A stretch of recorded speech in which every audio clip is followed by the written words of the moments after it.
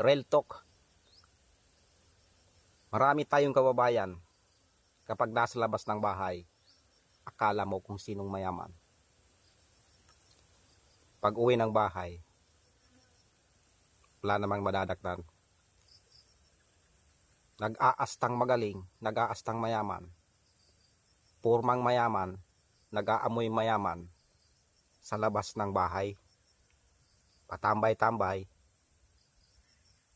Akala mo kung sino ang magaling na sa buhay. Diyos ko naman. Ganitong pagkain, sa aming mahihirap, hindi namin ito ikakaya. Kahit hindi mo ipakita kung ano ang katayuan mo, tiwala ako diyan. Pero kung mayabang ka,